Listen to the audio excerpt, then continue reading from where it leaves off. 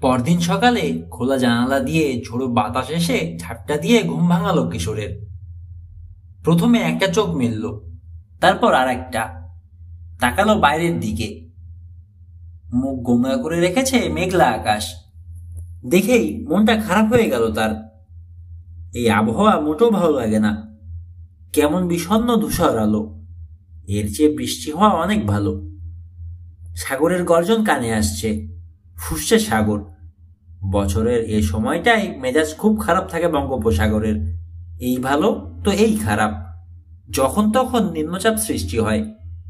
বুক কাঁপে দ্বীপবাসী আর সাগর পাড়ের মানুষের।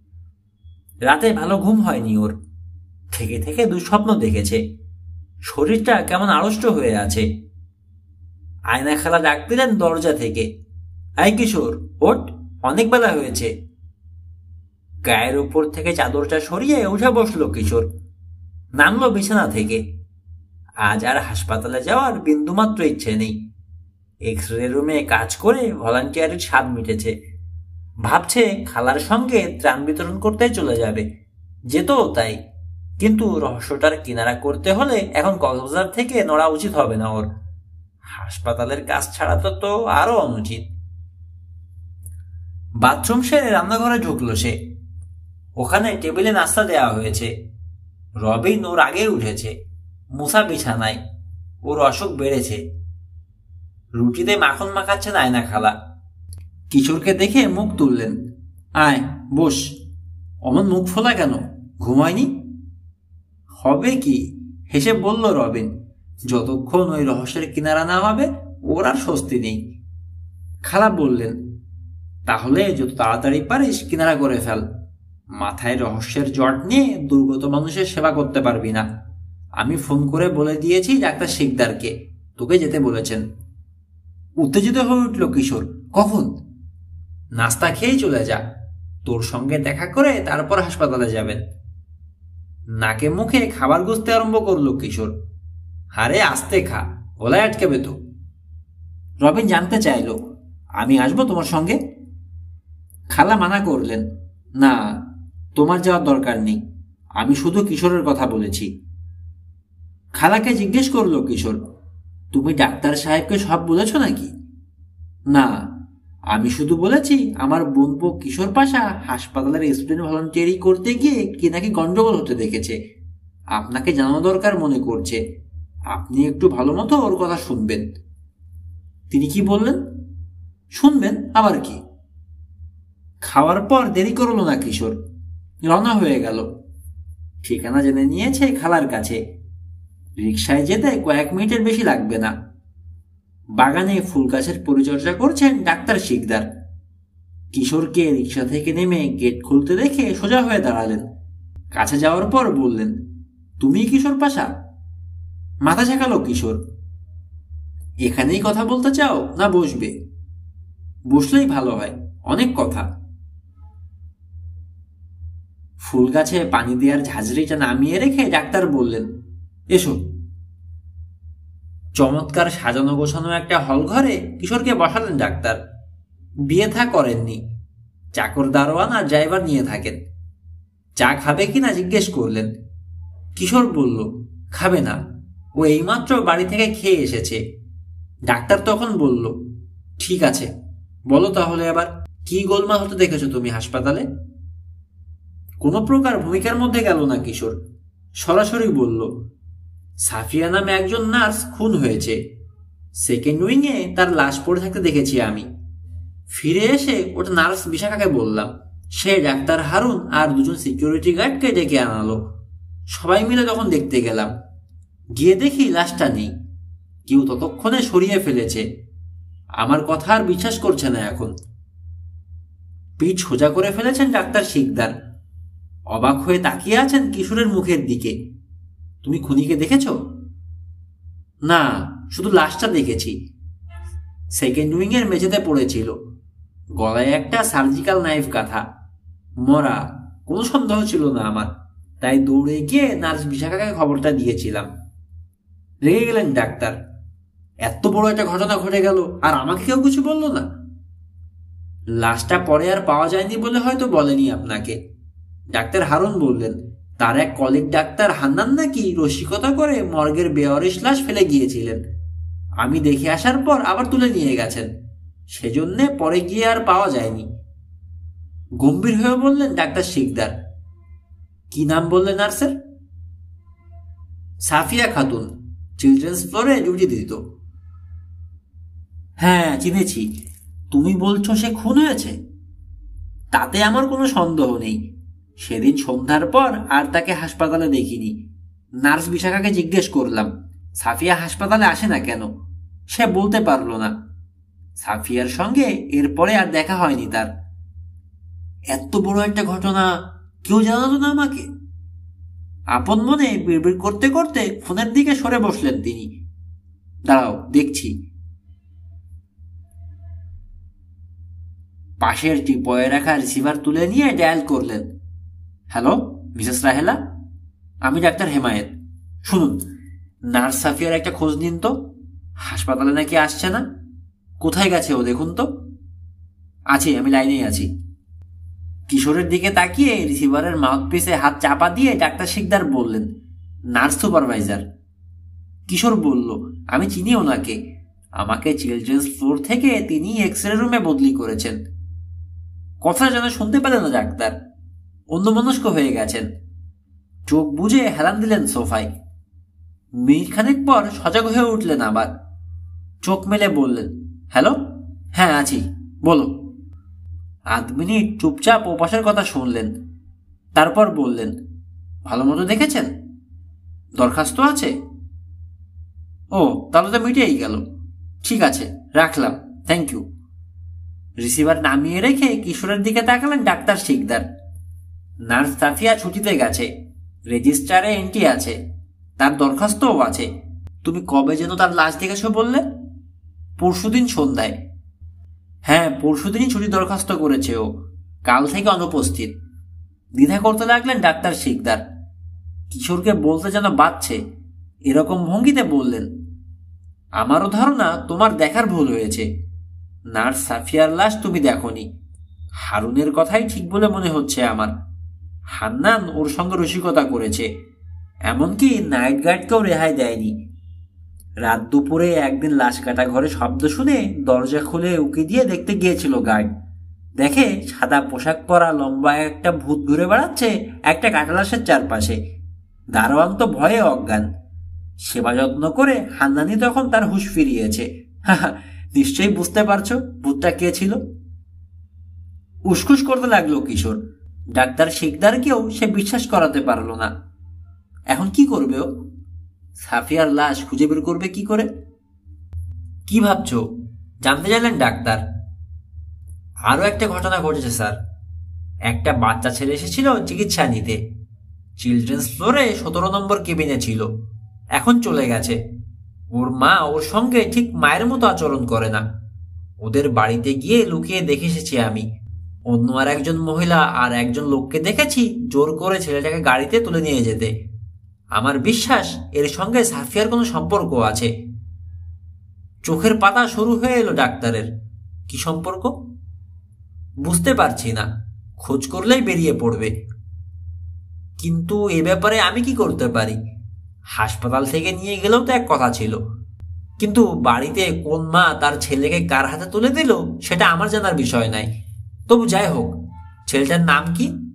কি অসুখ হয়েছিল? তরিকুল ইসলাম দীপু। নিউমোনিয়া হয়েছিল। ভূতের গলি, মানে ওই যে পাহাড়ের গায়ে পুরনো কবরস্থানটা আছে না খ্রিস্টানদের, তার নিচে রাস্তার ধারে বাসা ওদের। বয়স 5 বছর কয়েক মাস। ছেলেটা বিপদের মধ্যে আছে। হাসপাতালে থাকতে সারাক্ষণ কেঁদেছে, বাড়িতেও একই অবস্থা। আমার মনে হয় মহিলা খুব মারে ওকে। কান্নাটাকে আমি বিশেষ গুরুত্ব দিচ্ছি না, বাচ্চারা কাঁদেই, রোগ হলে তো আরো বেশি। তবে ওর ব্যাপারে কি নাম যেন বললে? দীপু। হ্যাঁ হ্যাঁ, দীপু। ওর ব্যাপারে একটা খোঁজ নেওয়া যাবে। আমাদের হাসপাতালে রিলিজ করে দেওয়ার পরেও রোগীকে একবার অন্তত চেক আপ করাতে নিয়ে আসার নিয়ম। কোন দিন আনতে হবে রিলিজ কার্ডে ডেট দিয়ে রাখা হয়, সেটা রেজিস্টারেও লেখা থাকে। নার্স সুপারভাইজারকে আমি বলে দেব ছেলেটাকে চেক আপ করাতে আনলে যেন আমাকে খবর দেওয়া হয়। কোন দিন আনবে ওকে রেকর্ড দেখলেই জানা যাবে। রেকর্ড পাওয়া যাবে না বলে ফেলল কিশোর। রেকর্ড রুমে আমি নিজে খুঁজে দেখেছি, ফাইলটা নেই। সব কিছুকে কি গায়েবিতে ধরলো নাকি? লাশ, মানুষ, ফাইল।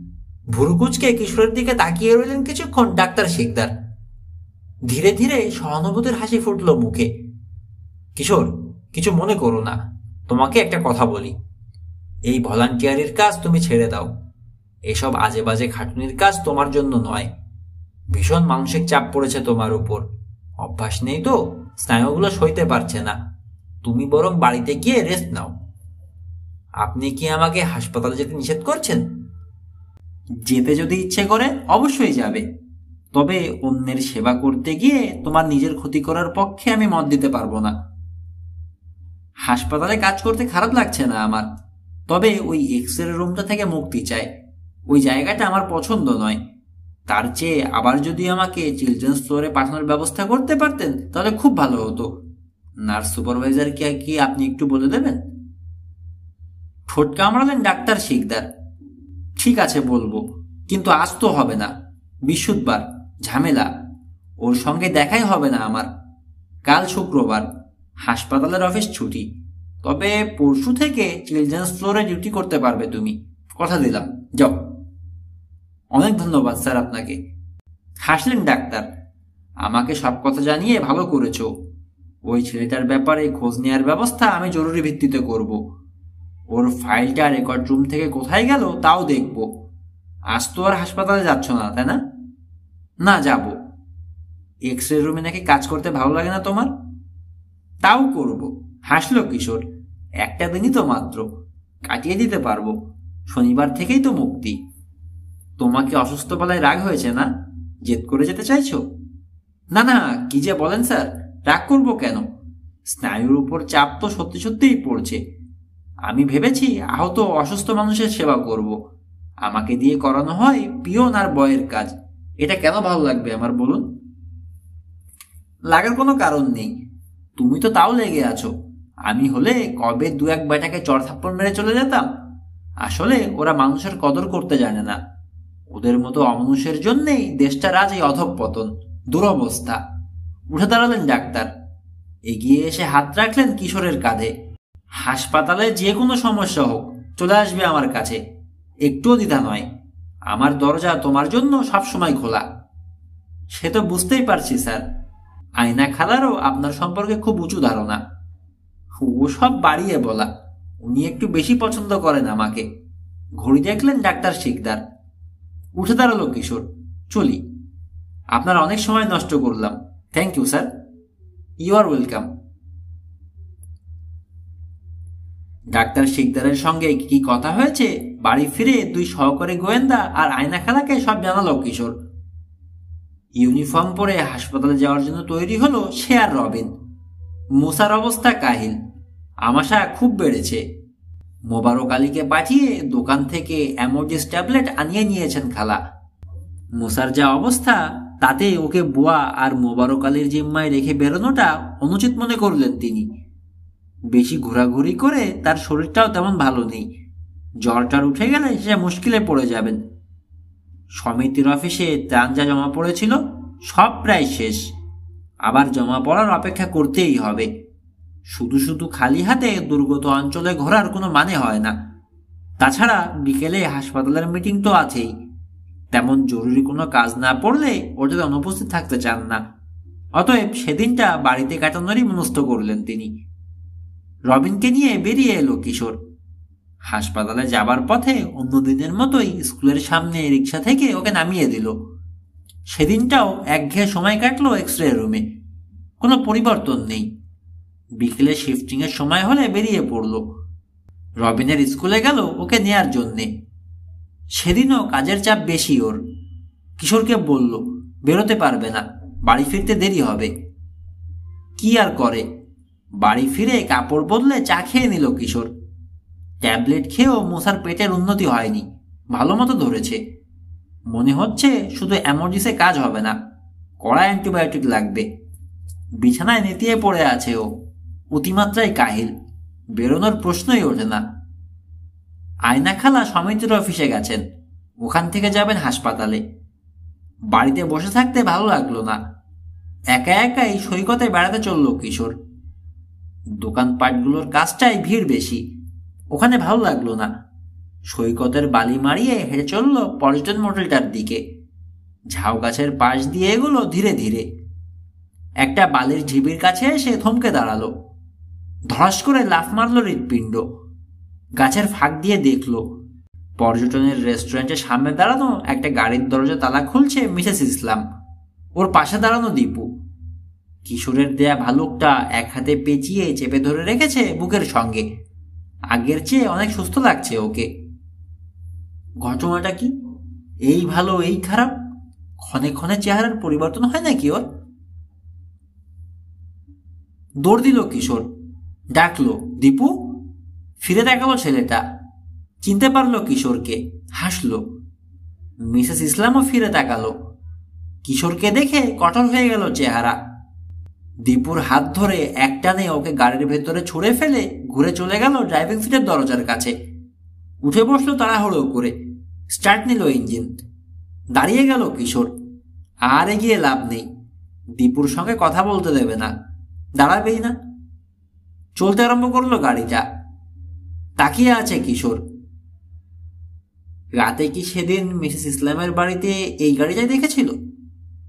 ঠিক চিনতে পারলো না, অন্ধকারে দেখেছিল, তবে মনে হলো এটা সেই গাড়িটাই। আছড়ে পড়া ঢেউয়ের শব্দকে ছাপিয়ে ভারী গুড়ুগুড়ু শোনা গেল দূরে। মুখ তুলে তাকালো কিশোর। আকাশের অবস্থা ভালো না, ঘন কালো মেঘ দ্রুত ছড়িয়ে পড়ছে। দিগন্তে কালো মেঘের বুকে বিদ্যুৎ চমকাচ্ছে ঘন ঘন। ঝড় আসছে। তাড়াতাড়ি দোকানগুলোর দিকে রওনা হলো সে। ওখানে গেলে রিক্সা পাওয়া যাবে।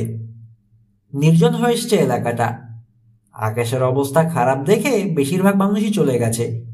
দোকানপাটও বন্ধ হয়ে যাচ্ছে, তবে রিক্সা পেতে অসুবিধে হলো না। বাড়ি ফিরে দেখে অন্ধকার, বিদ্যুৎ চলে গেছে। বারান্দায় বসে আছে মোবারক আলী। একটা মোম জেলে ধরিয়ে দিল কিশোরের হাতে। ওর কাছে জানতে পারলো যে রবিন ফেরেনি তখনও। মুসার ঘরে মোম জ্বলছে, বিছানায় তেমনই নেতিয়ে আছে সে। কিশোরের সাড়া পেয়ে চোখ মেলল, জানতে চাইল খবর কি। দীপুকে ওর মায়ের সঙ্গে দেখার খবর বলল ওকে কিশোর। ঝিলিক দিয়ে উঠল বিদ্যুতের নীল আলো। ক্ষণিকের জন্য আলোকিত করে দিয়ে গেল ঘরটা। কয়েক মিনিট পর বাতি জ্বলল, ইলেকট্রিসিটি চলে এসেছে। বেশিক্ষণ কথা বলতে পারলো না মুসা, কাহিল লাগে। ওকে ঘুমানোর চেষ্টা করতে বলে বসার ঘরে চলে এলো কিশোর। টেলিভিশনটা অন করে দিল। আয়না খালাও ফেরেননি। একা একা টেলিভিশনের দিকে তাকিয়ে রইল সে। খিদে পেয়েছে, বুয়াকে ডেকে হালকা কিছু খাবার দিতে বলল। রাতে আয়না খালা আর রবিন ফিরলে একসঙ্গে বসে ভাত খাবে। টেলিভিশনের দিকে তাকিয়েই থাকলো কেবল কিশোর। মন বসাতে পারল না, দীপুর কথা ভাবছে। জোর করে ছেলেটাকে বিদায় করলো মিসেস ইসলাম, সঙ্গে সুটকেসও দিয়ে দিল। তার মানে বেশ কিছুদিন থাকার ব্যবস্থা। তাহলে অত তাড়াতাড়ি আবার ফিরে নিয়ে এলো কেন? দীপু যে বিপদের মধ্যে রয়েছে তাতে কোনো সন্দেহ নেই ওর। ডাক্তার শিকদারের অপেক্ষায় থাকলে অনেক সময় নষ্ট হবে। এখনই কিছু করা দরকার, কিন্তু করবেটা কি? দীপুর অবস্থা জানার জন্য অস্থির হয়ে উঠল সে। শেষে আর থাকতে না পেরে লাফিয়ে উঠে গিয়ে বন্ধ করে দিল টেলিভিশন। ফোনের রিসিভার তুলে নিয়ে নম্বর টিপতে আরম্ভ করলো। হাসপাতালে দীপুর চার্জে দেখেছিল নম্বরটা, মুখস্থ করে রেখেছে। অনেকক্ষণ রিং হবার পর ওপাশ থেকে একটা খসখসে গলা ঘুতঘুত করে সাড়া দিল। হ্যালো, কে? মিসেস ইসলাম, আমি কিশোর বলছি, কিশোর পাশা। সেদিন আপনার কাছে রেড ক্রসের একটা টিকিট বিক্রি করে এসেছি। টাকা নিয়েছি ঠিকই, কিন্তু টিকিটটা দিয়েছি কিনা মনে করতে পারছি না। না দিয়ে থাকলে ভীষণ অন্যায় হয়ে যাবে। জাহান্নামে যাক তোমার টিকিট, চেঁচিয়ে উঠল মিসেস ইসলাম। জ্বালাতন করে মারল। আমার পেছনে লেগেছো কেন বলো তো? আমি এখন ব্যস্ত, কথা বলতে পারবো না। প্লিজ মিসেস ইসলাম, রাখবেন না। দীপুর সঙ্গে একটু কথা বলতে দেবেন? না, তোমাকে সাবধান করে দিচ্ছি, আমাদের পেছনে লাগলে ভালো হবে না। এই হারামজাদা, এখানে কি? চিৎকার করে উঠল মিসেস ইসলাম। সর, ঠাস করে চড়পড়ার শব্দ হলো। লাইন কেটে যাওয়ার আগে বাচ্চা ছেলে চিৎকার কানে এলো কিশোরের। এত জোরে এক শিশুকে চড় মারলো! আর সহ্য করতে পারলো না ও। এর একটা ভিত আজ রাতেই করবে। বুয়াকে ডেকে বলল, বুয়া, মুসাকে দেখো, আমি বাইরে যাচ্ছি, ঘন্টাখানেকের মধ্যেই ফিরবো। মোবারক আলীর সাইকেলটা চেয়ে নিয়ে ভূতের গলিতে রওনা হলো কিশোর। গাড়ি আছে আয়না খালার, এখন গ্যারেজে, তবে ওটা থাকলেও নিত না সে। ভূতের গলির মতো নীরব অন্ধকার জায়গায় গাড়ির শব্দ, আলো দুটোই খুব সহজে চোখে পড়বে। বাড়ির কাছাকাছি থামতে দেখলে সতর্ক হয়ে যাবে মিসেস ইসলাম।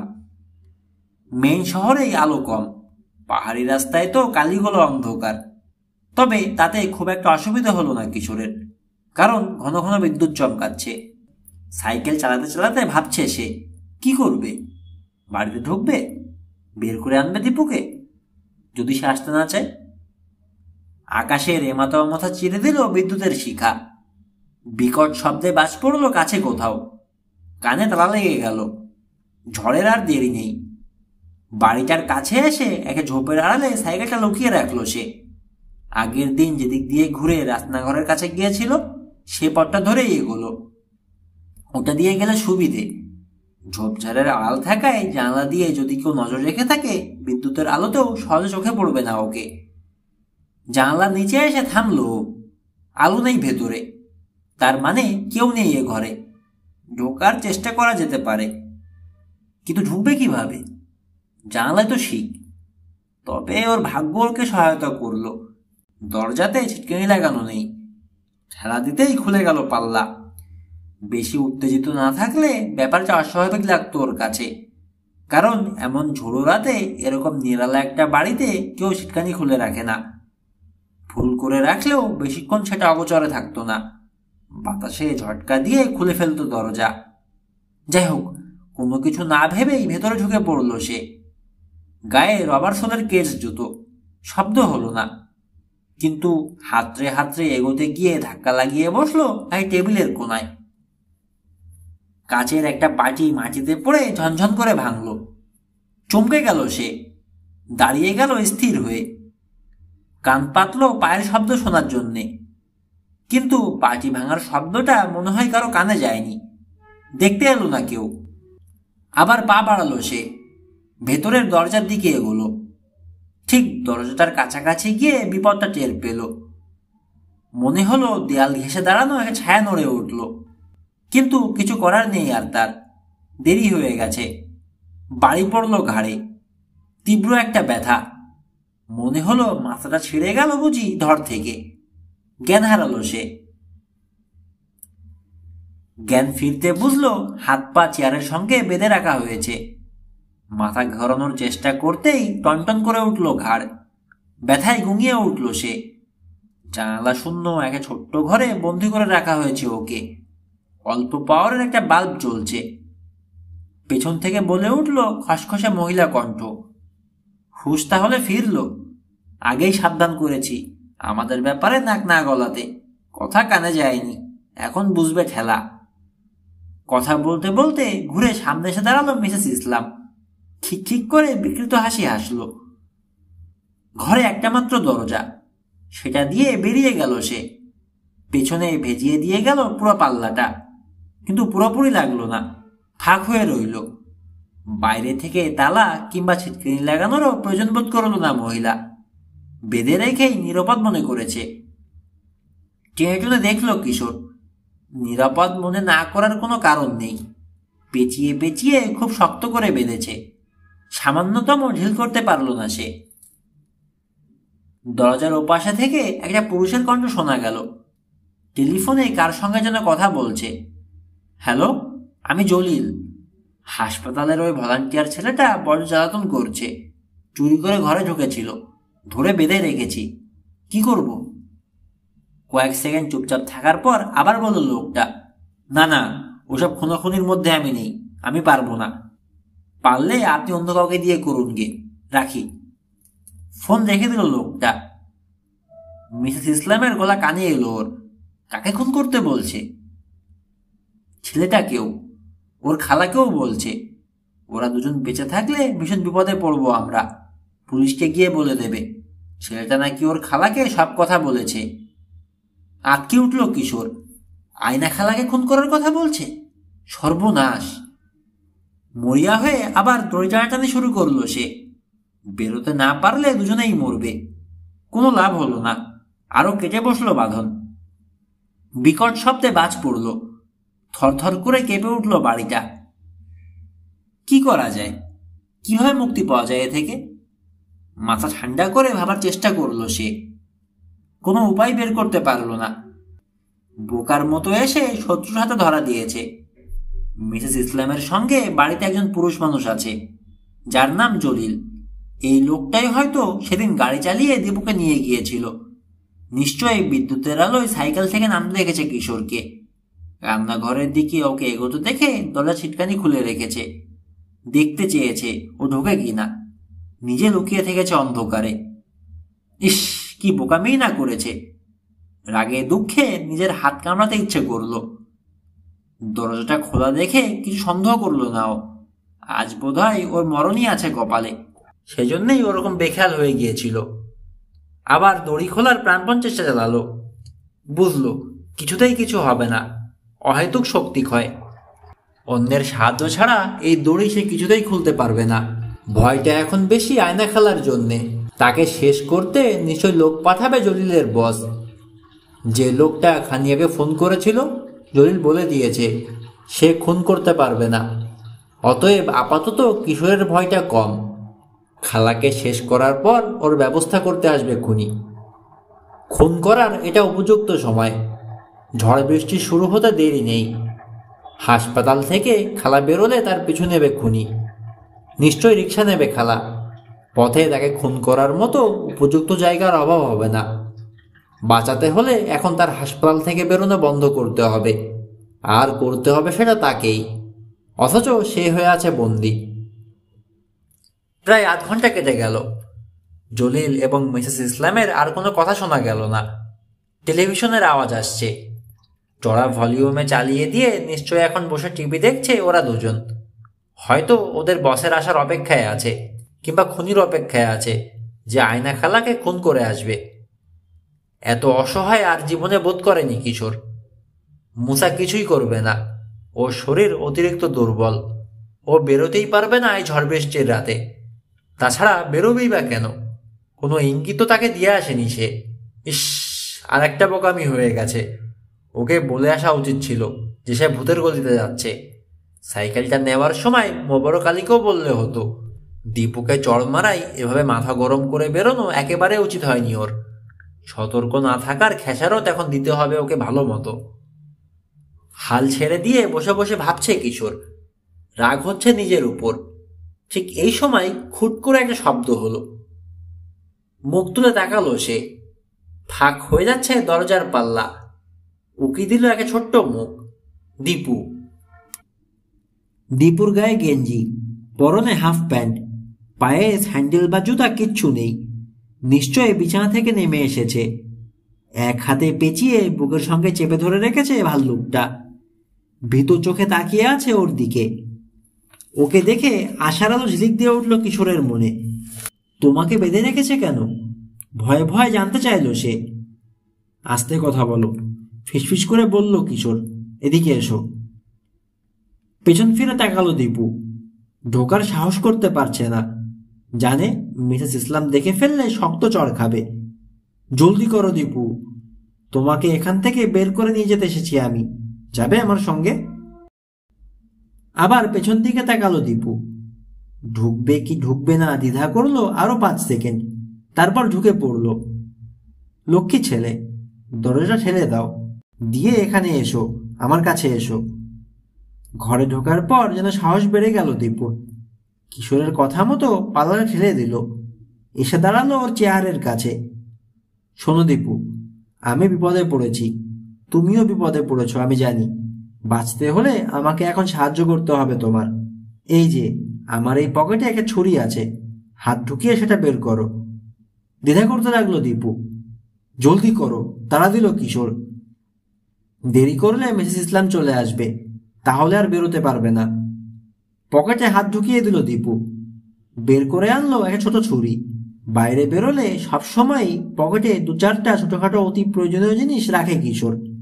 গোয়েন্দাগিরি করতে করতে এটা তোর অভ্যাসে পরিণত হয়েছে। এই তো, গুড বয়। এবার খোলো তো ছুরিটা। পারবে? পারবো। ছুরি দিয়ে কাঁচা আম কেটে খেতে আমার খুব ভালো লাগে। আমারও একটা ছুরি ছিল, হারিয়ে গেছে। ঠিক আছে, এই ছুরিটা তোমাকে দিয়ে দেবো। দড়ি কাটো। ভাল্লুকটা নামিয়ে রাখো। হ্যাঁ হ্যাঁ, ঠিক আছে, এভাবে তাহলে সহজ হবে। আগে এই হাতে দড়িটা কাটো। ডান হাত দেখিয়ে দিল কিশোর। ছেলেটা বুদ্ধিমান, যা যা করতে বলা হলো ঠিক সব ঠিকঠাক মতো করলো। ছোট হলেও ছুরিটা অসম্ভব ধার। খোঁচা দিতে দড়ি কেটে গেল। আন্দাজ ঠিক রাখতে পারেনি দীপু। চামড়ায়ও লাগলো পোচ, রক্ত বেরোতে লাগলো, কিন্তু ক্যারি করলো না কিশোর। একটা হাত মুক্ত হতেই দীপুর হাত থেকে ছুরিটা নিয়ে কয়েক পোচে অন্য হাত আর পায়ের বাঁধন কেটে মুক্ত হয়ে উঠে দাঁড়ালো। ভালুকটা আবার তুলে নিয়েছে দীপু। ওকে কুলে তুলে নিয়ে নিঃশব্দে ঘর থেকে বেরিয়ে এলো কিশোর। বাধা দিল না দীপু। টেলিভিশনের জোরালো আওয়াজ শোনা যাচ্ছে বাঁ দিকে। ডান দিকে আরেকটা দরজা দেখা গেল। সেদিকে ছুটল সে। ছিটকানি খুলে বেরিয়ে এলো বাইরে। দৌড় দিল গেটের দিকে। এক ছুটে গেট পেরিয়ে একেবারে রাস্তায়। পেছন ফিরে তাকালো না আর। টিপটিপ বৃষ্টি শুরু হয়ে গেছে। ঝোপের আড়াল থেকে সাইকেলটা বের করে ভালুকটাকে আটকালো পেছনের ক্যারিয়ারে। সামনের জানটায় দীপুকে বসিয়ে নিয়ে শক্ত করে হ্যান্ডেল ধরে রাখতে বলল। সাই সাই করে প্যাডেল ঘুরিয়ে চলল কিশোর। পেছন থেকে ঠেলে ওর গতি আরো বাড়িয়ে দিল ঝোড়ো বাতাস। কোনো অসুবিধা হচ্ছে না তো তোমার? জিজ্ঞেস করলো দীপুকে। না, আমি এভাবে সাইকেলে বসতে পারি। আজগর চাচা আমাকে এভাবে সাইকেলে বসিয়ে স্কুলে নিয়ে যেত। আজগর চাচা কে? আমাদের বাড়ির কাজের লোক। কাল তোমাকে গাড়িতে করে কোথায় নিয়ে গেছিল ওরা? আমাকে তো কোথাও নেয়নি। আমি নিজের চোখে দেখলাম গাড়িতে করে তোমাকে নিয়ে গেল। তুমি যেতে চাইছিলে না, জোর করে নিল। এত তাড়াতাড়ি ভুলে গেছো? আমাকে নেয়নি। তবে কাকে নিল? আমি কি ভুল দেখলাম? অপুকে নিয়েছে। অবাক হলো কিশোর। অপুকে? আমার ভাই। আমার একটা যমজ ভাই আছে, দেখতে আমার মতো। এতক্ষণে ভেদ হলো ঘন ঘন দীপুর চেহারা পরিবর্তনের রহস্য। আসলে এক একবার এক একজনকে দেখেছে কিশোর। যমজ ভাই বলে চেহারায় খুব মিল দুজনের, বেমিলও আছে। টিকিট বিক্রি করতে গিয়ে যে ছেলেটাকে দেখেছিল সে অপু, সেজন্যই ওকে চিনতে পারেনি। রান্নাঘরে যে ছেলেটাকে বসে থাকতে দেখেছিল সেও দীপু নয়, অপু, যাকে গাড়িতে করে নিয়ে যাওয়া হয়েছে। বাড়ির ভেতরে চিৎকার শুনেছে দীপুর। মোটেলের সামনে যাকে দেখেছে সেও দীপু। তার মানে সে যে ভেবেছিল দীপুকে বাইরে কোথাও পাঠিয়ে আবার ফেরত আনা হয়েছে, সেটা ভুল। সে আগাগোড়া এই বাড়িতেই ছিল। তোমার ভাইকে কোথায় নিয়ে গেছে জানো? না, জানি না। কাঁদো কাঁদো গলায় বলল দীপু। আমি অপুকে দেখতে চাই। ও কোথায় আছে? তা তো আমিও জানি না। বৃষ্টি বাড়ছে ধীরে ধীরে। ঝাপটা মারছে দমকা বাতাস, সেই সঙ্গে বজ্রপাত। নিউমোনিয়া থেকে সবেমাত্র সেরে উঠছে দীপু। এখন বৃষ্টিতে ভিজলে তার মারাত্মক ক্ষতি হতে পারে। তাড়াতাড়ি যাওয়া দরকার। কথা বলার উপায় নেই। আরো দ্রুত প্যাডেল ধরাতে লাগলো কিশোর। কিন্তু যত তাড়াতাড়ি করুক না কেন, সাইকেলে গেলে না ভেসে যেতে পারবে না। কিছু দূর গিয়ে একটা রিক্সা দেখে ডাক দিল। সাইকেলটা তালা দিয়ে রাস্তার ধারে কাত করে ফেলে রেখে রিক্সায় উঠে পড়ল। যেভাবে ফেলে যাচ্ছে চুরি হয়ে যাওয়ার সম্ভাবনা 16 আনা। গেলে যাক, একটা সাইকেলের জন্যে দীপুকে ভেজানো ঠিক হবে না। আবার যদি অসুখটা বাড়ে তাহলে বাঁচানোই দায় হয়ে পড়বে। রিক্সায় উঠে নিজের শার্ট খুলে ওর চুল মাথা মুছিয়ে দিল সে। তারপর চিপে শার্টটা থেকে পানি বের করে আবার গায়ে দিল। রিক্সাওয়ালাকে বলল, একটু তাড়াতাড়ি চালাও, ক্যান্সার হাসপাতালে যাও। ভেবে চিন্তেই আগে হাসপাতালে যাওয়ার সিদ্ধান্ত নিল সে। বাড়ি গেলে সময় নষ্ট হবে। ইতিমধ্যেই যদি খালা হাসপাতাল থেকে বেরিয়ে গিয়ে থাকে তাহলে আর কিচ্ছু করার নেই। যদি না বেরোই তাহলে তাকে সাবধান করে দেয়া যাবে। হাসপাতালে বসেই পুলিশকে ফোন করা যাবে। কোনোখান থেকে বাড়িতে আর হাসপাতালে ফোন করতে পারলেও হতো, কিন্তু ফোন কোথায় পাবে? আমেরিকার মতো তো আর রাস্তার ধারে ফোন বুথ নেই। মোটর সাইকেলের শব্দ কানে এলো। পেছন থেকে রিক্সার পাশ কেটে বেরিয়ে গেল একটা লাল হোন্ডা। হেলমেটের জন্য আরোহীর মুখ দেখা গেল না। অরুণেরটাও লাল হোন্ডা, এসেছেও ভূতের গলির দিক থেকে। সেই নয় তো? আশ্চর্য, কালো গিয়েছিল আবার আজও গেল একই সময়ে। ব্যাপারটা কাকতালীয় হতে পারে না, নিশ্চয়ই ওর পিছু নিয়েছিল। হাসপাতালে যখন পৌঁছালো কিশোর, অঝরে বৃষ্টি হচ্ছে। ভাগ্যিস রিক্সাটা নিয়েছিল, সাইকেলে করে আসতে গেলে মারাই পড়তো দীপু। কিশোরের সঙ্গে রাতের বেলা এই বৃষ্টির মধ্যে রিক্সায় করে আসতে খুব ভালো লাগছে ওর। এরকম করে আর কোনোদিন বেরোয়নি। এটা তার কাছে এক নতুন অভিজ্ঞতা, অ্যাডভেঞ্চার। রিক্সাওয়ালাকে ভেতরে ঢুকতে বলল কিশোর। একেবারে গাড়ি বারান্দার ছাতার নিচে নিয়ে যেতে বলল। নিয়ে গেল রিক্সাওয়ালা। নেমে পার্কিং লটের দিকে চোখ পড়তেই স্থির হয়ে গেল কিশোরের দৃষ্টি। গোটা তিনেক মোটরসাইকেল আছে, তার মধ্যে একটা পরিচিত লাল হোন্ডা। চিন্তিত হলো সে, অরুণ এ সময়ে হাসপাতালে কেন? রিক্সার ভাড়া মিটিয়ে দিয়ে দীপুকে কোলে করে নিয়ে হাসপাতালের বারান্দায় উঠল কিশোর। ভাল্লুকটাকে ছাড়েনি দীপু, জড়িয়ে ধরে রেখেছে। নিচতলায় রিসিপশন ডেস্কে একটা মেয়েকে বসে থাকতে দেখে খালার কথা জিজ্ঞেস করলো কিশোর। চিনতে পারলো না মেয়েটা। কিশোর জানতে চাইল, হাসপাতালের বোর্ড অফ ট্রাস্টিদের মিটিং হচ্ছে কোনখানে, তুমি কি জানো? তাও বলতে পারলো না সে। বসে আছেন কি জন্য এখানে জিজ্ঞেস করতে ইচ্ছে করলো কিশোরের, কিন্তু করলো না। অনুমান করলো মিটিং হাসপাতালের বড় কোনো কর্মকর্তার অফিসে হওয়াটা স্বাভাবিক। ডিরেক্টরের অফিস কয় তলায় জানতে চাইল সে। এর জবাব দিতে পারলো মেয়েটা, দোতলায়। দীপুকে ওখানে রেখে আসবে কিনা ভাবলো কিশোর। না, এই মেয়ের উপরে নির্ভর করা যায় না, ওর দায়িত্বে রেখে যাওয়া যায় না। মিসেস ইসলাম আর জলিল নিশ্চয়ই এতক্ষণে জেনে গেছে দীপুকে নিয়ে পালিয়েছে কিশোর। আয়না খেলার খোঁজেও এখানে এসেছে। এটা যদিও আন্দাজ করতে পারে, তাহলে এসে ঢুকেই দেখে ফেলবে ছেলেটাকে, আবার ধরে নিয়ে যাবে। রিসিপশনিস্ট আটকাতে পারবে না। দীপুকে কাটছাড়া করা তাই নিরাপদ ভাবল না। দোতলায় উঠে এলো সে। একজন ওয়ার্ড বয়কে জিজ্ঞেস করে জেনে নিল পরিচালকের অফিসটা কোন দিকে। সিঁড়ির দিকে চোখ পড়তে থমকে গেল। একটা ছায়া হারিয়ে গেল সিঁড়ির বাঁকে, অরুণের মতো লাগলো।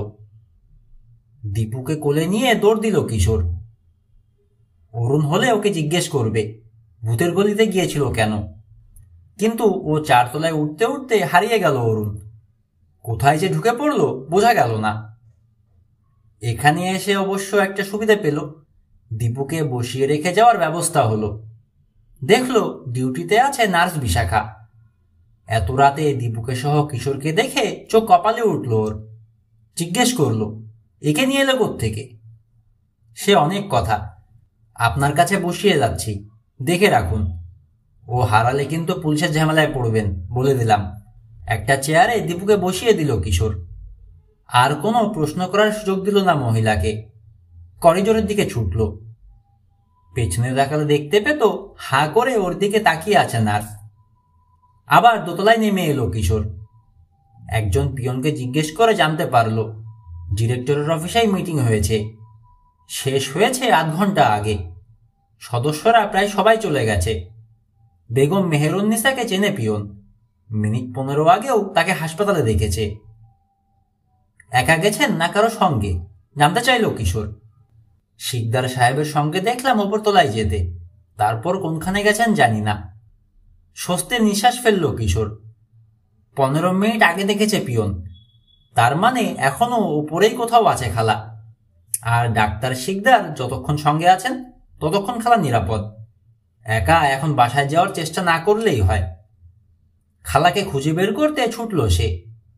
4 তলায় উঠে নার্স স্টেশনে ঢুকল। বিশাখার সামনে এসে জিজ্ঞেস করল বেগম মেহেরুন্নিসাকে দেখেছেন? মাথা নাড়ল মহিলা, না তো, তিনিও এসছেন নাকি? হ্যাঁ, এতক্ষণ ডিরেক্টরের অফিসে ছিলেন মিটিংয়ে।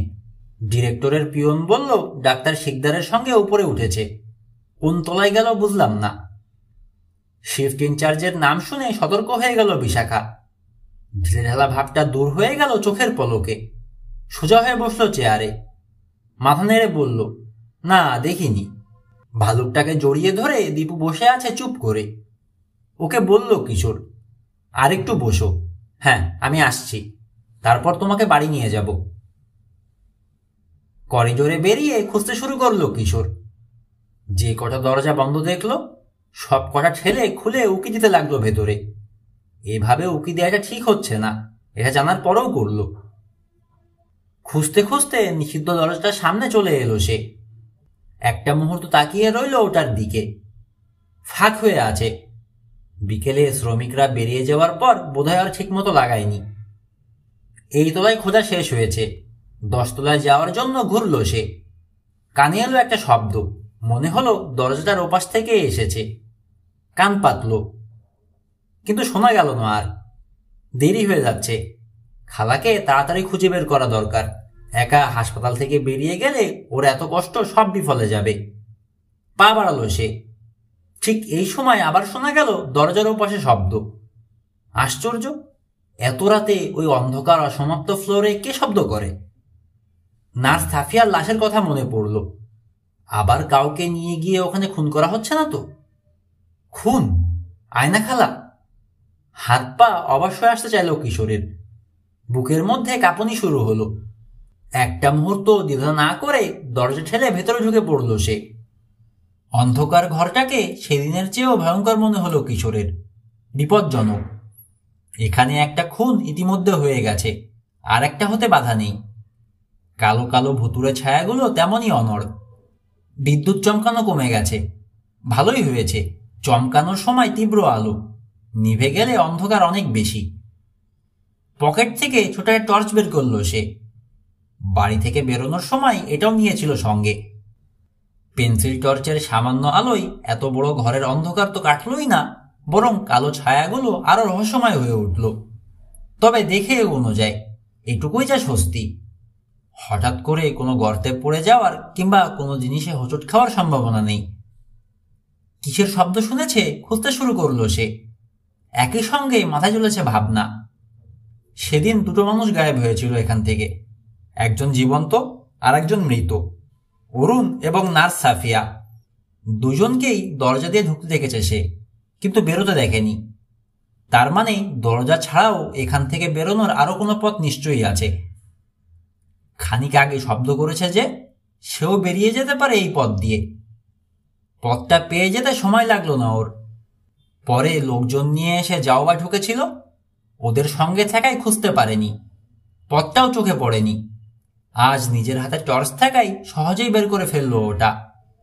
মেঝেতে একটা গোল ফোকর, তাতে দড়ি আর বাঁশ দিয়ে তৈরি সিঁড়ি ঝোলানো। শ্রমিকেরা বানিয়েছে, কাজ করার সময় 3 তলার ফ্লোরে যাতায়াতের জন্যে। অরুণ কোন পথে পালিয়েছিল সেদিন বুঝতে অসুবিধা হলো না তার। ওদের সাড়া পেয়ে ওই সিঁড়ি বেয়ে 3 তলায় নেমে লুকিয়ে পড়েছিল। ওরা চলে যাওয়ার পর উঠে এসে এই দরজা দিয়ে বেরিয়ে গেছে। কিন্তু লাশটাকে গায়েব করলো কিভাবে? খুট করে শব্দ হলো পেছনে। চরকির মতো পাক খেয়ে ঘুরে দাঁড়ালো কিশোর। থাবা দিয়ে তার হাত থেকে ফেলে দেয়া হলো টর্চ। মেঝেতে পড়ে নিভে গেল ওটা। লম্বা একটা ছায়া মূর্তিকে দাঁড়িয়ে থাকতে দেখলো সামনে। ডান হাত তুলে রাখার ভঙ্গি দেখেই বোঝা গেল পিস্তল উদ্যত করে রেখেছে। প্রাণ বাঁচানোর প্রচন্ড তাগিদে বিদ্যুৎ খেলে গেল যেন কিশোরের শরীরে। ঝট করে বসে পড়ল সে। পরক্ষণে ব্যাঙের মতো লাফ দিয়ে সরে গেল একটা ভারী মেশিনের অন্য পাশে। হামাগুড়ি দিয়ে সরে যেতে লাগলো আর একদিকে। এত তাড়াতাড়ি সরে যেতে পারবেও ভাবেনি বোধহয় লোকটা, তাই সতর্ক ছিল না। ভেবেছিল টর্চটা ফেলে দিলেই ভয় কুকড়ে যাবে কিশোর, তখন যা ইচ্ছে করবে ওকে নিয়ে। ভালো চাও তো বেরিয়ে এসো, হুমকি দিল লোকটা। বিকৃত শোনালো কথা। মুখে রুমাল চাপা দিয়ে বললে যেমন হয় অনেকে তেমনি। চেঁচা চেঁচা লাগলো কণ্ঠটা, অরুণ নয়। চুপ করে রইল কিশোর। আমি জানি তুমি কোথায় আছো, বেরিয়ে এসো জলদি, আবার বলল লোকটা। দূর দূর বুকে অপেক্ষা করছে কিশোর। গুলি করছে না কেন? শব্দ হয়ে যাওয়ার ভয়ে? বেরোলো না সে, নড়লও না। উঁচু করে সাজিয়ে রাখা কিছু বস্তার সঙ্গে গা মিশিয়ে বসে রইল। এক পা ডানে সরল লোকটা, এগিয়ে আসতে শুরু করলো। একেবারে ওর 3 হাতের মধ্যে চলে এলো। শাসালো, তুমি কি ভেবেছ লুকিয়ে থেকে পার পাবে? মোটেও না, বেঁচে ফিরে যেতে পারবে না আজকে এখান থেকে। কিশোর বুঝে গেল ওকে দেখতে পাচ্ছে না লোকটা, সঙ্গে টর্চ নেই, তাহলে জ্বালতো, আন্দাজে কথা বলতো না। সে এখন নড়লেই দেখে ফেলবে, গুলি করবে। দম বন্ধ করে বসে রইল সে। দরজায় শব্দ হলো, ফিরে তাকালো কিশোর। আবার খুলে যাচ্ছে পাল্লাটা। করিডোরের আলোয় দেখা গেল আরেকজন লম্বা লোক ঢুকছে। পলকের জন্য দেখা গেল ওকে। আবার ভেজিয়ে দিল দরজা। ভেতরে ঢুকেছে লোকটা। কে ও? পিস্তলধারের সঙ্গী? তাহলে আর বাঁচতে হবে না, মৃত্যু অবধারিত। আয়না খালার ভাগ্যে কি ঘটেছে খোদাই জানে। পরের কয়েক সেকেন্ডে ঘটে গেল অনেক ঘটনা। বড় একটা টর্চ জ্বলে উঠল দ্বিতীয় লোকটার হাতে। এগিয়ে আসতে শুরু করলো। আলো পড়ল পিস্তলধারীর ওপর। দুপ করে গুলির শব্দ হলো। সাইলেন্সার লাগানো পিস্তল, তাই বিকট শব্দ হয়নি। ঝনঝন করে কাজ ভাঙল। নিভে গেল টর্চ। বোঝা গেল দ্বিতীয় লোকটা প্রথমজনের বন্ধু নয়। সন্দেহ হওয়ায় সেও নিশ্চয় দেখতে এসেছে এই অসমাপ্ত ফ্লোরে। গুলি কি শুধু টর্চেই লাগলো, না গায়েও লেগেছে? লাগেনি বোধহয়, তাহলে শব্দ করত। টর্চের আলোয় পিস্তলধারীকে কিশোরও দেখতে পেয়েছে, চিনতে পারেনি। মুখে সার্জিক্যাল মাস্ক পরা। কথাগুলো কেন বিকৃত হয়ে বেরোচ্ছিল বুঝতে পারছে এখন। পিস্তল ধরা হাতটা সামনে বাড়ানো। দুজন শত্রু এখন তার, যাকে দেখবে তাকেই গুলি করবে। হঠাৎ মরিয়া হয়ে উঠল কিশোর। এক লাফে উঠে দাঁড়ালো। থাবা মারলো লোকটা পিস্তল ধরা হাতে। করে মেঝেতে পড়লো ওটা। অস্ফুট শব্দ করে উঠল লোকটা। উবু হয়ে বসে অন্ধকারে হাতড়াতে লাগলো। পিস্তল খুঁজছে। এরকম কোন সুযোগের অপেক্ষাতেই ছিল বোধহয় দ্বিতীয় লোকটা। ছায়ের মধ্য থেকে আচমকা এসে মাস্ক পরা লোকটার ঘাড়ে লাফিয়ে পড়ল। ব্যাস, শুরু হয়ে গেল ধস্তাধস্তি। কিশোরও বসে রইল না, পিস্তলটা খুঁজতে লাগলো। পেয়ে গেল ওটা কয়েক সেকেন্ডের মধ্যে। চিৎকার করে উঠল, যেই হন আপনারা, উঠে দাঁড়ান, পিস্তল এখন আমার হাতে। থেমে গেল ধস্তাধস্তি। দুটো ছায়া মূর্তিকে উঠে দাঁড়াতে দেখল কিশোর। ওটা আমাকে দিয়ে জলদি টর্চ নিয়ে এসো কিশোর। কণ্ঠ চিনতে কোনো অসুবিধা হলো না কিশোরের। অরুণ পরে যা ঢুকেছে। পিস্তল দিয়ে দ্বিধা করতে লাগলো কিশোর। অরুণকে কি বিশ্বাস করা যায়? মনে হলো যায়। সার্জিক্যাল মাস্ক পরা লোকটা যেহেতু তারও শত্রু, সে কে এখন জানা হয়ে গেছে ওর। মাস্কের জন্য কথা বিকৃত শোনাচ্ছিল বলে প্রথমে চিনতে পারেনি, এখন পেরেছে। অনেকগুলো প্রশ্নের জবাব পেয়ে গেছে লোকটাকে চেনার সঙ্গে সঙ্গে। বেরোচ্ছ না কেন? একটা টর্চ দরকার, অরুণ বলল। আমার বিশ্বাস তোমার খালাকেও এখানে কোথাও ফেলে রেখেছে ও, জলদি যাও। আর দ্বিধা করল না কিশোর। পিস্তলটা অরুণের হাতে দিতে দিতে জিজ্ঞেস করলো, টর্চ পাবো কোথায়? দৌড়ে গিয়ে সিকিউরিটিকে খবর দাও, আমি একে আটকে রাখছি। আয়না খালাকে পাওয়া গেল দেয়াল ঘেঁষে রাখা কতগুলো সিমেন্টের বস্তার আড়ালে, হাত পা বাঁধা অবস্থায়। মারা যাননি, মাথায় পিস্তলের বাড়ি মেরে বেহুশ করে ফেলে রাখা হয়েছে। তাড়াতাড়ি তাকে জরুরি বিভাগে পাঠিয়ে দেওয়া হলো। মাস্ক পরা লোকটাকে নিয়ে আসা হলো হল ঘরে। নার্স বিশাখা যেখানে ডিউটি দিচ্ছে। পিস্তল তাক করে রাখার আর দরকার নেই, ওটা সিকিউরিটিদের হাতে দিয়ে দিয়েছে অরুণ। ওরাই এখন পিস্তল তাক করে পাহারা দিচ্ছে লোকটাকে। একটানে ওর মুখোশ খুলে ফেললো অরুণ।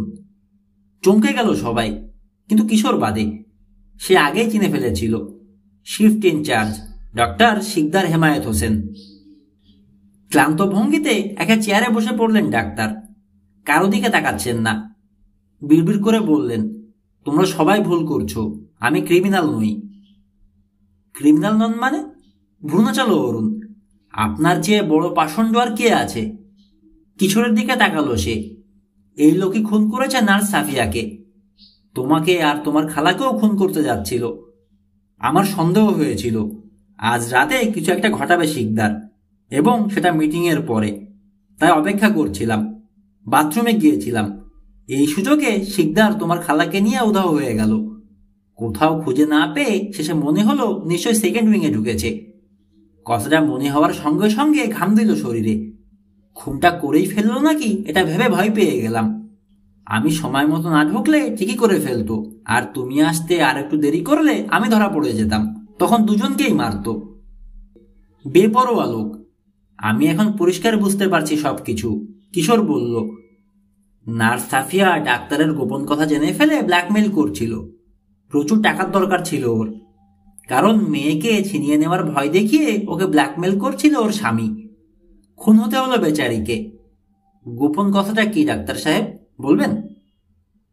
আরেকদিকে মুখ ফিরিয়ে রাখলেন ডাক্তার, জবাব দিলেন না। গোপন কথাটা কি আমি বলি, অরুণ বলল। ছেলে ধরা আর নারী পাচারকারী দলের সঙ্গে জড়িত শিকদার। জুয়া খেলার বদভ্যাস আছে। নিশ্চয়ই অনেক টাকা ধার দেনা করে বেকায়দা অবস্থায় পড়েছিল। ঋণের বোঝা থেকে মুক্তি পাওয়ার জন্য আর কোনো উপায় না দেখে ক্রিমিনালদের সঙ্গে হাত মিলিয়েছে।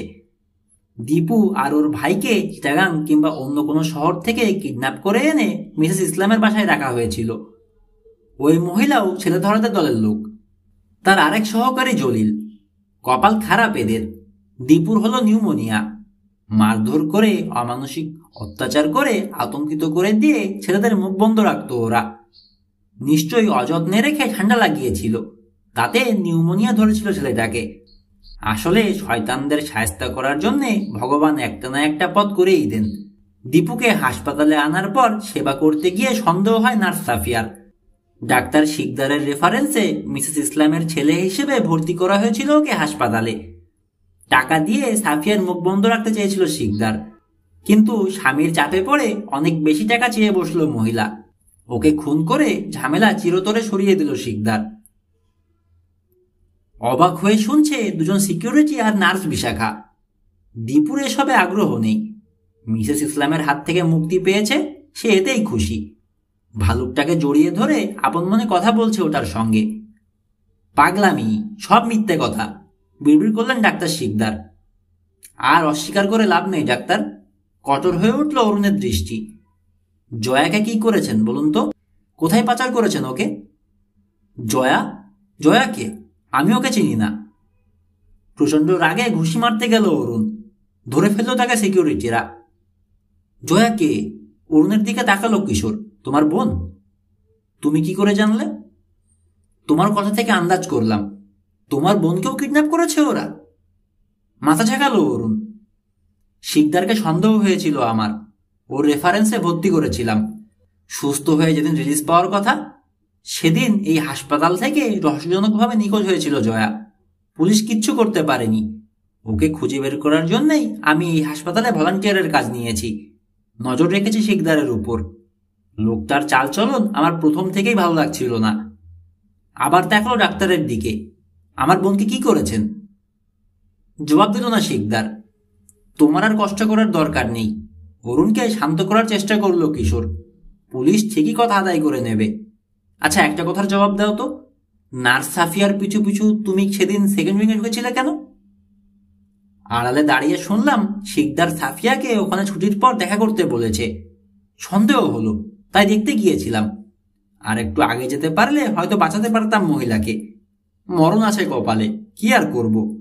গিয়ে দেখি গলায় ছুরি মেরে খুন করে ফেলেছে ওকে শিকদার। হতবাক হয়ে দাঁড়িয়ে আছি। এই সময় দরজা খুলে তুমি ঢুকলে। ওখানে দেখলে আমাকে সন্দেহ করবে সবাই, তাই পালালাম শ্রমিকদের দড়ি বেয়ে। কিন্তু তোমাকে তো একবার ছুরি চুরি করতে দেখেছি আমি সেদিন। ওই ছুরিরই একটা নার্সের গলায় গাঁথা ছিল। ওই ছুরির একটা নয়, ওই ধরনের একটা ছুরি। এটা হাসপাতাল, সার্জিক্যাল নাইফের অভাব নেই। ডাক্তার শিকদারের পক্ষে ওরকম হাজারটা ছুরি জোগাড় করা সম্ভব। কিন্তু তুমি চুরি করলে কেন? আমি চুরি করিনি। ডাক্তার আকবর আমাকে বাক্সটা নিতে পাঠিয়েছিলেন। ওটা নিতে এসে দেখা হয়ে যায় মিসেস ইসলাম আর তোমার সঙ্গে। কথা বলতে গিয়ে দেরি হয়ে যায়, তাই অমন তাড়াহুড়ো করে ছুরি নিয়ে বেরিয়ে গিয়েছিলাম। তোমার কাছে মনে হয়েছে চুরি। মাথা দুলিয়ে বলল কিশোর। আর একটা রহস্যের জবাব পেলাম। সাফিয়ার লাশটা কি করে সরিয়েছেন ডাক্তার শিকদার, সেটা বুঝতে পারছি আমি। জানেন কি করে সরাবেন সেটা আগেই ভেবে রেখেছিলেন। ওভাবেই করেছেন খুনটা। এমন জায়গায় ছুরি ঢুকিয়েছেন যাতে রক্তপাত কম হয়। তিনি ডাক্তার, জানেন কোথায় ছুরি ঢোকালে গলগল করে রক্ত বেরোবে না, মেঝেতে রক্ত পড়ে থাকবে না, বেমালুম গায়েব করে দিতে পারবেন লাশটা। কেউ কোনোদিন খোঁজই পাবে না নার্স সাফিয়ার। কিন্তু ভাগ্য বিরূপ, আমি দেখে ফেললাম লাশ। আমি যখন ঢুকেছি তখনও তিনি সেকেন্ড উইং এর 4 নম্বর ফ্লোরে লুকিয়েছিলেন। আমি বেরিয়ে যেতেই তাড়াতাড়ি বেরিয়ে এসে একটা রোগীর বেড নিয়ে চলে এলেন। তাতে লাশটা তুলে নিয়ে চাদর দিয়ে ঢেকে দিলেন, নিয়ে গিয়ে রেখে দিলেন লাশ কাটা ঘরে। কেউ সন্দেহ করল না। হাসপাতালে সাদা অ্যাপ্রন আর সার্জিক্যাল মাস্ক পরা কোনো লোক যদি রোগীর বিছানা ঠেলে নিয়ে যায়, কে সন্দেহ করবে? চাদরের নিচে লাশ আছে না রোগী, কেউ বুঝতে পারবে না। আমিও পারিনি। ডাক্তার হারুনকে সেকেন্ড উইংয়ে নিয়ে যাওয়ার সময় আমি একটা লোককে দেখেছি বেড ঠেলে নিয়ে যেতে। সেই যে ডাক্তার শিকদার, ঘুণাক্ষরও যদি বুঝতাম। লাশটা কি করছেন ডাক্তার, বলবেন? এ প্রশ্নেরও জবাব দিলেন না ডাক্তার। ও হ্যাঁ, আরেকটা কথা, কিশোর বলল, রেকর্ড রুম থেকে দীপুর ফাইলটাও আমার ধারণা যে ডাক্তার শিকদারই সরিয়েছেন। এর কোনো প্রয়োজন ছিল না অবশ্য। ক্রিমিনালদের মন দুর্বল থাকে তো, তাই এই অতিরিক্ত সতর্কতা। পুলিশকে আগেই ফোন করে দেয়া হয়েছে। 4 জন কনস্টেবল নিয়ে হল ঢুকলেন একজন দারোগা। শিকদারের হাতে হাত কড়া পরানোর নির্দেশ দিলেন তিনি একজন কনস্টেবলকে। আমি করেছি কি যে আমাকে অ্যারেস্ট করছেন? প্রতিবাদ জানালেন শিকদার। আপাতত একটা কারণই যথেষ্ট, কঠোর স্বরে জবাব দিলেন দারোগা। ইমার্জেন্সিতে বেগম মেহেরুন্নিসার সঙ্গে কথা বলে এসেছি আমি। হুঁশ ফিরেছে তার। তিনি স্বীকারোক্তি দিয়েছেন। মিটিংয়ের পর আপনি নাকি তাকে বলেছেন যে নার্স সাফিয়ার মৃত্যু রহস্য আপনি ভেদ করে ফেলেছেন। কিভাবে করেছেন সেটা বুঝতে হলে সেকেন্ড উইংয়ে যাওয়া দরকার বেগম মেহেরুন্নিসার। তিনি দুঃসাহসী মহিলা। তাছাড়া আপনার মতলব বুঝতে পারেননি, অনেক দিনের পরিচয়, তাই আপনাকে সন্দেহ করার কথা মনে হয়নি তার। নির্দ্বিধায় চলে গেছেন আপনার সঙ্গে। ভেতরে ঢুকেই তাকে খুন করার জন্য ছুরি বের করেন আপনি। সেটা দেখে ফেলে পালানোর চেষ্টা করেন তিনি। এই সময় নাকি কে একজন ঢুকে পড়ে ফ্লোরে। আমি, কিশোর বলল। শব্দ শুনে আমি ঢুকে পড়ি। ভুরু কুচকে তাকালেন দারোগা। তুমি কে? আমি মেহেরুন্নিসার বোনপো। ও, তোমার সঙ্গে পরে কথা বলবো। আবার শিকদারের দিকে তাকালেন দারোগা। তখন পিস্তল দিয়ে মাথায় বাড়ি মেরে বেগম মেহেরুন্নিসাকে আপনি বেহুশ করে ফেলেন। অতএব আপাতত খুনের চেষ্টার দায়ে আপনাকে আমি অ্যারেস্ট করতে যাচ্ছি। আমি উকিলের সঙ্গে কথা বলবো। সেই সুযোগ আপনি থানায় গিয়েও পাবেন। এখন চলুন।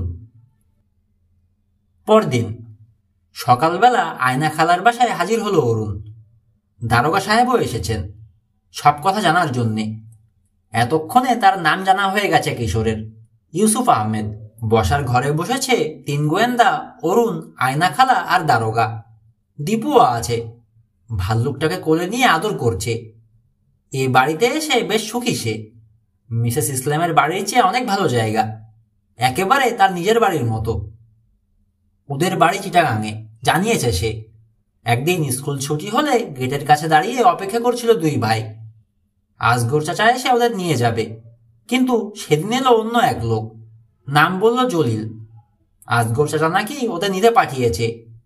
কোনো সন্দেহ করল না 2 ভাই, উঠে বসলো জলিলের বেবি ট্যাক্সিতে। কিছুক্ষণ পর দীপুর নাকের কাছে একটা রুমাল চেপে ধরল জলিল। তারপর আর কিছু মনে নেই ওর। পরে দেখলো একটা মাইক্রোবাসে করে কোথায় নিয়ে যাওয়া হচ্ছে ওদের। অপরিচিত লোকজন দেখে চিৎকার করে কেঁদে উঠেছিল সে। প্রচন্ড মার মেরেছে ওকে তখন জলিল। ভয়ে আর একটু শব্দ করেনি দীপু। নোটবুক আর বলপেন বের করে তৈরি হলেন দারোগা ইউসুফ। বলতে আরম্ভ করলো কিশোর। একেবারে গোড়া থেকে সবিস্তারে সব জানালো, একটা কথাও বাদ দিল না। নীরবে লিখে নিলেন দারোগা। মাঝে মধ্যে 2-1টা প্রশ্ন করলেন। আয়না খেলার স্বীকারোক্তি আগেই নিয়েছেন, কিশোরের নিলেন। দীপুকে প্রশ্ন করলেন। তারপর ফিরলেন অরুণের দিকে। কিভাবে ওর বোন জয়াকে খোঁজার জন্যে হাসপাতালে কাজ নিল অরুণ জানালো পুলিশকে। মিসেস ইসলামকে সেও সন্দেহ করেছিল। রাতে লুকিয়ে তাই ওর বাড়ি গিয়েছিল ওখানে কি ঘটছে জানার জন্যে। কাকতালীয়ভাবে দেখা হয়ে যায় কিশোরের সঙ্গে। ঠিক কাকতালীয়ভাবে বলা যাবে না, দুজনে একই সময়ে হাসপাতালের ডিউটি শেষ করে গিয়েছে, তাই মিলে গেছে তদন্তের সময়টা। দ্বিতীয় দিন অরুণ যায়নি। সেদিন রাস্তায় মোটরসাইকেল যে দেখেছে কিশোর, সেটা অন্য কারো হবে। আর একটা তথ্য জানা গেল অরুণের কাছে। দীপু হাসপাতালে কান্নাকাটি করতো বলে ওকে ঘুমের হালকা ডোজের ইঞ্জেকশন দিয়ে ঘুম পাড়িয়ে রাখতো সাফিয়া, যাতে ও কারোর সঙ্গে কথা বলতে না পারে, কেউ কিছু জেনে না ফেলে। কিন্তু বিধি বাম, বলে উঠল রবিন। ঠিকই জেনে ফেলল কিশোর পাশা, ওকে ফাঁকি দিতে পারল না সাফিয়া। সবার কথা শোনার পর দারোগা বললেন, শিকদার স্বীকারোক্তি দিয়েছে, জয়াকে কোথায় নিয়ে গেছে বলেছে। ওকে আনার জন্য লোক পাঠিয়ে দিয়েছি। আপনাদের কথার সঙ্গে শিকদারের কথা মিলে যাচ্ছে সব। হেসে বললেন আয়না খালা, সেজন্যই আগে আমাদের কথা শুনে নিলেন, মিথ্যে বলছি কিনা? দারোগা হেসে ফেললেন। কি আর বলবো আপা, চোর ডাকাত নিয়ে কারবার করতে করতে আমাদের স্বভাবই হয়ে গেছে এরকম। নিজের ছায়াকেও বিশ্বাস করি না এখন। ওর দলের লোকদের ধরা হয়েছে। কক্সবাজারে যাদের পেয়েছি ধরেছি, অন্য জায়গায়ও ধরার চেষ্টা চলছে। বাচ্চা আর মহিলাদের লুকিয়ে রাখার কয়েকটা ঘাঁটি আছে ওদের এখানে। পাহাড়ের মধ্যে আস্তানা করার জায়গার অভাব নেই, পাচার করারও সুবিধে। টেকনাফ দিয়ে মিয়ানমারে নিয়ে যায়, কিংবা নাফ নদী পেরিয়ে ভারতে, সেখান থেকে পৃথিবীর বিভিন্ন দেশে চালান করে দেয়। শয়তানের দল। তো যাই আজকে আপা, অনেক ধন্যবাদ আপনাদের সবাইকে। আরে যাচ্ছেন কোথায়? বসুন, চা আসছে। কিশোর বলল, দারোগা সাহেব, সাফিয়ার লাশটাকে কি করেছে বলেছে নাকি শিকদার? মুখ কালো হয়ে গেল দারোগার। লাশ কাটা ঘরে নিয়ে নিজেই কাটাকুটি করে এমন করে রেখেছিল লাশটাকে যাতে কেউ চিনতে না পারে। খাইছে, শিউরে উঠল মশা, এ তো পিশাচ। অসুখ অনেকটা কমেছে ওর, ঘন ঘন বাথরুমে যাওয়া বন্ধ হয়েছে। আনমনে বিড়বিড় করলেন আয়না খালা। চেহারা দেখে মানুষ চেনা যায় না। এতদিন ধরে জানি ওকে, কত নিরীহ আর ভালো মানুষ ভেবেছি। ওর ভেতরে যে ইবলিশ লুকিয়ে আছে কে জানতো এটা?